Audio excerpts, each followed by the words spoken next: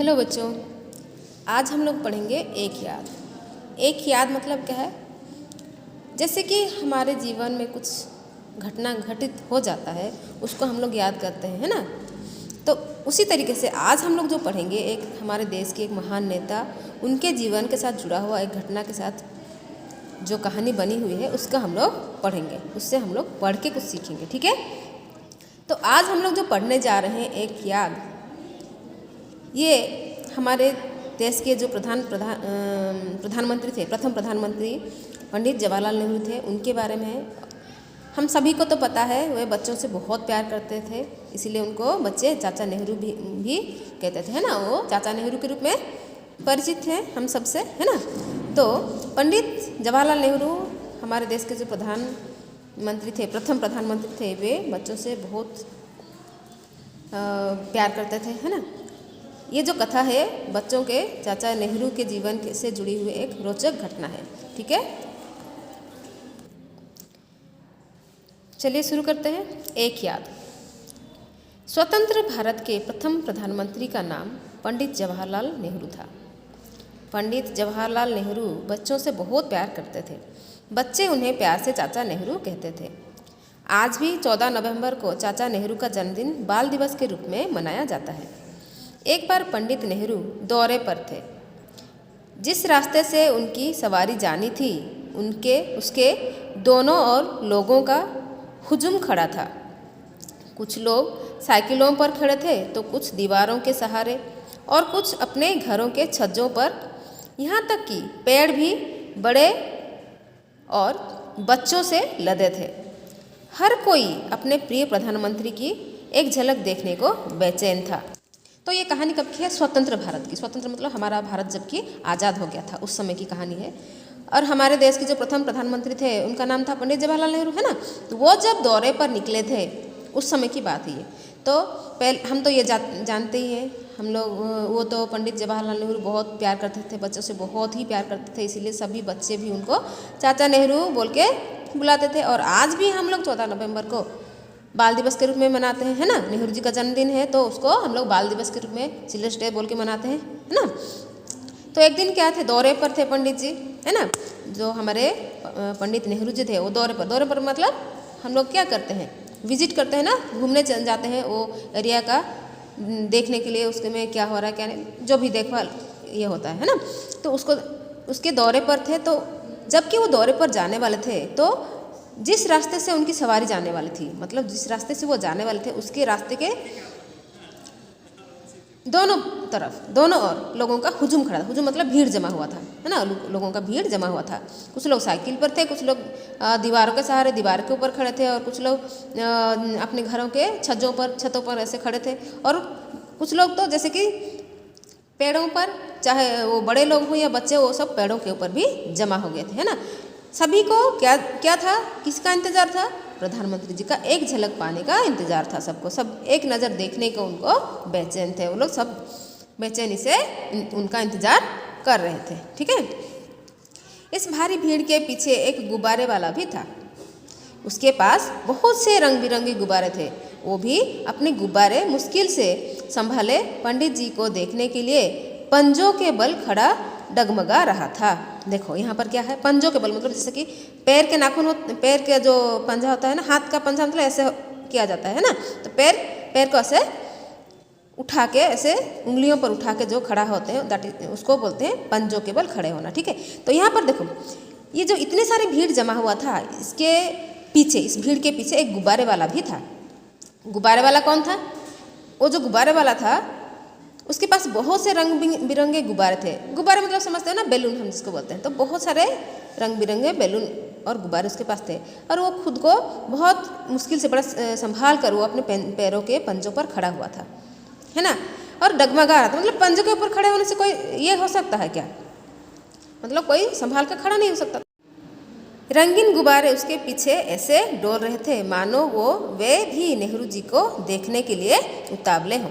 तो वो जो पैरों के बल खड़ा था, पैरों के पंजों के बल जो खड़ा था गुब्बारे वाला, और हवा में उसके बैलून जो थे वो उड़ रहे थे। तो ऐसा लग रहा था जैसे कि वो बैलून भी, वो जो गुब्बारे थे, वो भी नेहरू जी को देखने के लिए उतावले हो रहे हैं, है ना। तो देखो यहाँ पर लोगों को हुजूम क्यों खड़ा था, लोगों का हुजूम होगा यहाँ पर, ठीक है। लोगों का हुजूम क्यों खड़ा था, लोगों का हुजूम क्यों खड़ा था, पंडित जवाहरलाल नेहरू जी का एक झलक पाने के लिए या दर्शन करने के लिए खड़ा था, ठीक है ना। देखो कई घंटे बीत गए थे, भीड़ बेचैनी से अपने प्रधानमंत्री का इंतजार कर रही थी, है ना। बहुत सारे समय बीत चुके थे, बहुत घंटे हो गए थे, धीरे धीरे लोगों का इंतजार बढ़ता रहा, बहुत समय हो चुके थे, कई घंटे बीत चुके थे, फिर भी प्रधानमंत्री का इंतजार लोग कर रहे थे उनको आने से देखने के लिए, है ना। गुब्बारे वाला भी बेचैनी से इंतजार कर रहा था, साथ ही उसके दिमाग में यह चिंता भी बनी हुई थी कि आज उसका एक भी गुब्बारा नहीं बिका था। दुर्बलता के कारण उससे अब खड़ा भी नहीं हुआ जा रहा था। गुब्बारे वाले के मस्तक पर चिंता की रेखाएं उभरने लगीं। वह सोचने लगा, यदि आज गुब्बारे नहीं बिके तो घर में सबको भूखे पेट सोना पड़ेगा। घर में तो अन्न का एक दाना भी नहीं है, लेकिन यदि मैं यहाँ से चला गया तो अपने प्रिय प्रधानमंत्री के दर्शन नहीं कर पाऊँगा और ऐसा मौका मुझे दोबारा कहाँ मिलेगा, है ना। तो ये जो गुब्बारे वाला था वो भी इंतजार कर रहा था पंडित जी का, है ना। प्रधानमंत्री जी का इंतजार वो भी कर रहा था और उसका भी बेचैनी बढ़ता जा रहा था, वो भी इंतजार कर करके थक गया था। उसका मतलब और वो क्या सोच रहा था, क्योंकि वो दुर्बल था बहुत, है ना, तो उससे अब खड़ा भी नहीं हो रहा था। लेकिन अगर वो घर चला जाएगा तो वो ये सोच रहा था कि प्रधानमंत्री के दर्शन नहीं कर पाएगा, है ना। फिर भी उसके साथ साथ वो चिंता में था, क्योंकि घर में कोई खाने का उसके घर में खाने का अन्न का एक दाना भी नहीं था खाने के लिए। और अगर आज उसका एक भी गुब्बारा नहीं बिका, है ना, क्योंकि वो गुब्बारे बेच के अपना गुजारा करता था, तो गुब्बारा अगर नहीं बिका तो उसके घर में सबको भूखा सोना पड़ेगा, है ना। यही सोचकर वो भी परेशान था, ठीक है। देखो तभी भीड़ में हलचल और कोलाहल होने लगा। कोई बोला, प्रधानमंत्री जी आगे। एक बच्चे की आवाज़ आई, चाचा जी आगे, चाचा जी आगे। तो उसी समय ही जो भीड़ था, जो लोगों का भीड़ जमा हुआ था, उसमें कोलाहल मच गया। कोलाहल मतलब क्या है, शोर शराबा, जिसकी शोर गूंजने लगता है ना, लोग चिल्लाने लगते हैं, है ना। क्या बोलते हैं, तो इसी में ही एक बच्चे ने आवाज़ लगाई, क्या बोल के, चाचा जी आगे, चाचा जी आगे। देखो चारों ओर से लोगों के इसी तरह के स्वर आ रहे थे। गुब्बारे वाले ने भी पंजों के बल उचक कर देखने की कोशिश की। दूर सड़क पर एक जीप आ रही थी, तो चारों तरफ लोग तो चिल्ला रहे थे कि चाचा जी आगे, चाचा जी आगे बोल के। तो इसीलिए गुब्बारे वाला भी अपने पंजे के बल ऊपर उचक कर, मतलब थोड़ा और उठकर वो देखने की कोशिश किया। तो क्या दिख रहा था, दूर से एक जीप आ रही थी, है ना। उसमें पंडित जवाहरलाल नेहरू खड़े होकर चारों तरफ खड़े लोगों की ओर हाथ हिलाते जा रहे थे और मुस्कुरा रहे थे। तो पंडित जवाहरलाल नेहरू एक जीप में खड़े थे और चारों तरफ लोगों को हाथ हिलाकर सबको मुस्कुरा कर देख रहे थे और हाथ हिलाते हुए जा रहे थे। सभी लोगों को, मतलब सबको देख रहे हैं, सबका स्वागत वो स्वीकार कर रहे हैं, अभिवादन स्वीकार कर रहे हैं बोल के बता रहे थे। लोग खुशी के मारे पंडित नेहरू जिंदाबाद, चाचा नेहरू जिंदाबाद, हमारे प्रधानमंत्री जी की जय हो आदि के नारे लगा रहे थे। तो इसमें क्या हो रहा था, सभी लोग खुशी के मारे नारे लगा रहे थे, पंडित जी के जय हो, पंडित नेहरू जी जिंदाबाद, चाचा नेहरू जिंदाबाद और हमारे प्रधानमंत्री जी की जय हो, ऐसे बोल के नारे लगा रहे थे। जैसे ही पंडित नेहरू वहाँ से गुजरे, उन्होंने इतनी भीड़ में भी उस गुब्बारे वाले को देख लिया और उन्होंने तुरंत गाड़ी रुकवाई। पंडित नेहरू अपने खुली जीप से नीचे उतरे। सभी लोग भौचक्के से उनकी तरफ देखने लगे। लोगों की खुशी का ठिकाना ही नहीं था। उनकी घंटों की मेहनत के बाद उन्हें पंडित नेहरू के दर्शन हुए और यह तो बहुत बड़ा सौभाग्य था कि वे जीप से उतरकर लोगों के समीप आ रहे थे। चाचा नेहरू स्वयं भीड़ में से रास्ता बनाते हुए उस गुब्बारे वाले तक जा पहुँचे। अब गुब्बारे वाला भी हक्का पक्का सा था। उसे लगा कि कहीं उससे कोई गुस्ताखी तो नहीं हुई। उसकी जीभ तालू से चिपक गई, मुंह से एक शब्द भी नहीं फूट रहा था। वह कांपने लगा। गुब्बारे वाले को तो अपनी आंखों पर विश्वास ही नहीं हो रहा था। जिसके दर्शन के लिए हजारों की संख्या में लोग हुजूम लगाकर खड़े थे, वह स्वयं चलकर उसके पास आया है। तो जैसे ही पंडित नेहरू जी वहाँ से गुजर रहे थे तो उन्होंने इतनी भीड़ में भी गुब्बारे वाले को देख लिया। कैसे? क्योंकि वो तो गुब्बारा उड़ रहा था ना ऊपर, है ना। तो गुब्बारे वाले को देख के उन्होंने तुरंत गाड़ी रुकवाई। पंडित नेहरू जी अपनी खुली जीप से नीचे उतरे और जैसे ही वो वहाँ गाड़ी रुकवा के नीचे उतरे, सब लोग भौचक्के से उनकी तरफ देखने लगे। भौचक्के मतलब कि आश्चर्यचकित होकर देखे। एक जगह पर गाड़ी रोक कर कोई इतना बड़ा आदमी अगर नीचे उतर के लोगों से मिलने आ रहा है तो सब लोग आश्चर्यचकित हो रहे थे, है ना।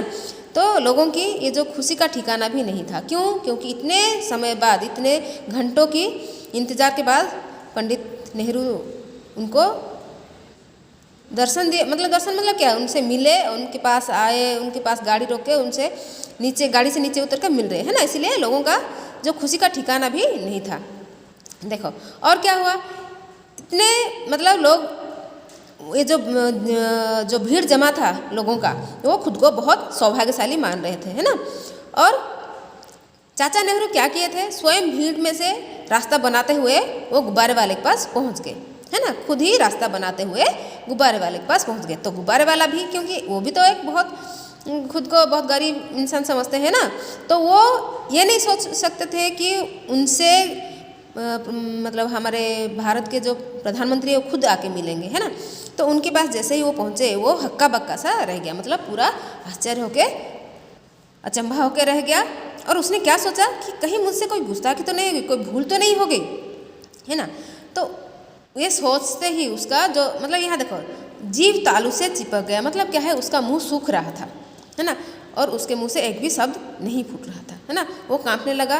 तो गुब्बारे वाले को तो अपने आंखों पर विश्वास ही नहीं हो रहा था। वो अपने सामने ही वो देख रहा था पंडित जवाहरलाल नेहरू जी को, तो वो खुद को विश्वास नहीं कर पा रहा था, है ना। तो इतने हजारों की संख्या में जो लोगों की जो भीड़ जमा हुआ था, वह स्वयं उनके पास चलकर आए थे, है कि नहीं। देखो यहाँ पर गुब्बारे वाला हक्का बक्का क्यों था? क्यों हक्का बक्का हो गया था गुब्बारे वाला? क्योंकि वो खुद अपने सामने जब पंडित जवाहरलाल नेहरू को देख रहा था कि वो उसके पास चल के आए हुए हैं, है ना। देखो गुब्बारे वाले ने खुद को संभालते हुए हाथ उठाकर सलाम किया और एक गुब्बारा चाचा जी को पेश किया। तो उस गुब्बारे वाला देखा कि पंडित जी उसके सामने खड़े हैं, तो वो बड़े मुश्किल से खुद को संभाल कर उनको सलाम किया, प्रणाम किया, नमस्ते किया, है ना। उसके बाद उसके पास तो कुछ था नहीं, तो उसने एक गुब्बारा पंडित जी को भेंट स्वरूप दिया। तो देखो चाचा नेहरू ने मुस्कुराते हुए कहा, मुझे एक नहीं सभी गुब्बारे चाहिए। तो जैसे ही उसने पंडित जी को एक गुब्बारा पेश किया तो उन्होंने क्या कहा? नहीं, मुझे एक नहीं सभी गुब्बारे चाहिए, सब बैलून चाहिए बोल के बोले।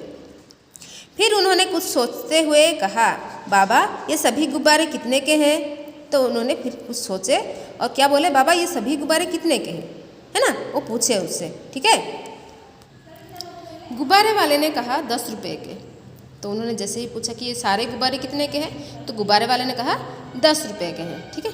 उसके मुंह से शब्द भी बड़ी मुश्किल से निकल पा रहे थे। वो बहुत मुश्किल से बोल रहा था, क्योंकि अचानक से कोई आपके सामने आ जाए जिसका कि आपको यकीन ही ना हो, तो ऐसे में हमारी जो परिस्थिति है वो थोड़ा बिगड़ जाती है ना।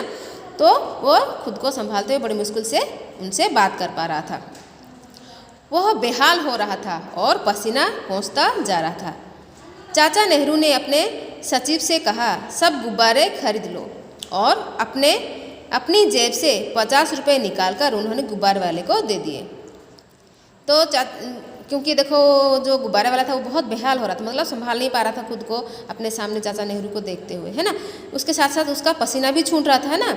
पसीना वो पहुँच रहा था और उनसे बात कर रहा था। इतने में ही चाचा नेहरू ने अपने सचिव से, सचिव उनके साथ जो कार्यकर्ता होते हैं ना, उन्होंने क्या कहा कि सब गुब्बारे खरीद लो, सब गुब्बारे को खरीद के ले लो बोल के बोले। और अपने जेब से 50 रुपये, कितने निकाले थे? 50 रुपये निकाल कर गुब्बारे वाले को दे दिए, ठीक है।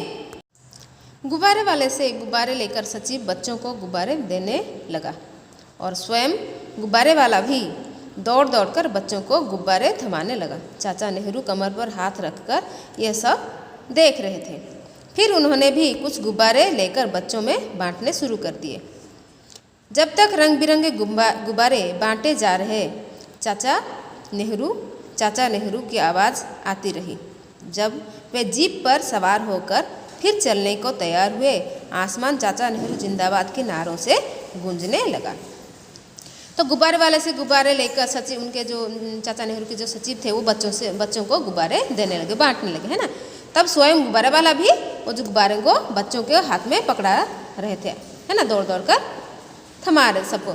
उसके साथ साथ चाचा नेहरू भी खुद भी जाके कुछ रंग बिरंगे गुब्बारे लेकर बच्चों में बांटने लगे, है ना। जब तक वो बांट रहे थे तब तक सब लोग चाचा नेहरू बोल के सब लोग चिल्ला रहे थे। और उसके बाद जब वो बांटना ख़त्म हो गया और बांट चुके थे, उसके बाद वो अपने जीप में फिर से बैठे और फिर बैठकर चलने लगे। तब क्या हुआ, तब आसमान किसकी गूंज से, किस नारे से गूंज रहा था? चाचा नेहरू जिंदाबाद के नारों से आसमान गूंजने लगा, है ना। देखो, अब तक गुब्बारे वाले में एक असीम शक्ति का संचार हो चुका था। वह बहुत प्रसन्न था, उसे चाचा नेहरू से मिलने का सौभाग्य जो प्राप्त हुआ था। देखो, तो अब तक जो गुब्बारे वाला था उसके अंदर एक असीम शक्ति का संचार हो गया था। मतलब वो जो शक्ति है उसको कोई सीमा नहीं है, इतना भरपूर उसमें शक्ति आ गई थी उसके शरीर में, है ना। मतलब संचार मतलब सर्कुलेशन होना, जो कि शरीर में पूरा दौड़ता है ना। जैसे कि हमारा ब्लड सर्कुलेशन होता है ना, वो तो शक्ति का संचार हो गया था उसमें। तो और वो क्या, बहुत प्रसन्न हो गया था, उसे चाचा नेहरू के साथ मिलने का सौभाग्य प्राप्त हुआ था, है ना। साथ ही उसके सारे गुब्बारे बिक भी गए थे। अब वो खुशी खुशी अपने घर को वापस चल दिया। देखो, साथ ही साथ उसके सारे गुब्बारे भी बिक चुके थे, है ना। प्रधानमंत्री जी ने सारे गुब्बारे खरीद लिए थे। तो उसका जो खुशी का ठिकाना ही नहीं था। उसको आज ये सौभाग्य प्राप्त हुआ था कि उसके प्रधानमंत्री जी से मिलना हो गया, और उसके साथ साथ उसके सारे गुब्बारे भी बिक गए, जिसके कारण उसके परिवार में कोई भूखा नहीं सोने वाला था, है ना।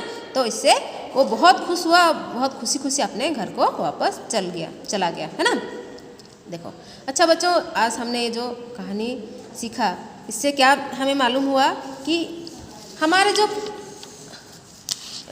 प्रधानमंत्री थे, भारत के जो प्रधानमंत्री थे, प्रथम प्रधानमंत्री पंडित जवाहरलाल नेहरू, इतने बड़े आदमी होने के बावजूद भी वो बच्चों से कैसे प्यार करते थे, बच्चों के लिए कितना क्या कुछ कर रहे थे, और सबसे मिलने के लिए उनमें कोई घमंड नहीं था, है ना। सबसे मिलकर सबकी समस्या को वो कितने ध्यान से उस समस्या का समाधान कर रहे थे, है ना। जैसे कि यहाँ गुब्बारे वाला जो था, उनके बच्चों को प्यार जताना भी हो गया और गुब्बारे वाले का परेशानी भी उन्होंने ख़त्म कर दिया, है ना। तो उसी तरीके से हम लोगों को भी दूसरों की मदद करके, जैसे कि जो गरीब लोग होते हैं या मेहनत करके जो अपना गुजारा करना चाहते हैं, हम लोगों को उनकी मदद करनी चाहिए, और उनका मदद करके उनका स्वाभिमान को भी सही तरीके से कोई ठेस नहीं पहुंचाना है ना। तो बच्चों, ये जो हमने पढ़ा आज का अध्याय आपको कैसा लगा, और इसमें जो भी अगर आपको डाउट हो तो मुझसे आप पूछ सकते हो, और इस वीडियो को लाइक और सब्सक्राइब करना मत भूलना, शेयर भी करना। Okay, thanks for watching the video.